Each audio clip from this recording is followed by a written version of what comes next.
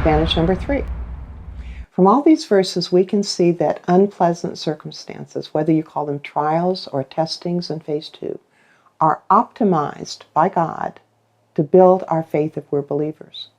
In fact, those testings are absolutely essential to the development of resilient faith. We don't live in the same world that we lived in a couple of years ago. This is a time for Christians to rise up to actively dissent against our culture.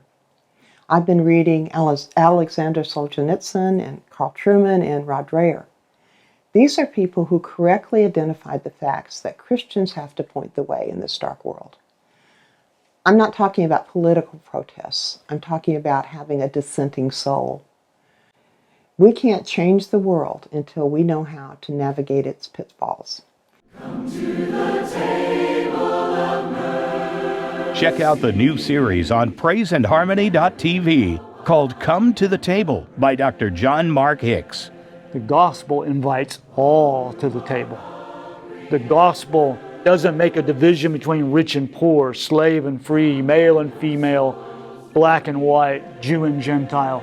The gospel doesn't make those kind of divisions. The gospel unites at the table, and the table is the experience of communion between the rich and the poor, between the Jew and the Gentile, between the male and the female. In this 8-part study, you'll grow from in-depth lessons about communion.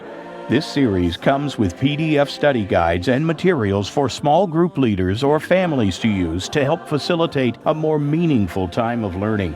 I like the way Luther put it. When I am afflicted and Satan is assaulting me, I don't run away from the table. I run to the table. Because this is a table of mercy. See, God is doing something at this table. I know we don't typically think about it that way. We tend to think about, what am I doing? I'm remembering, I'm proclaiming, I'm eating. But we need to think about what God is doing at this table. Come to the Table. Available now at praiseandharmony.tv.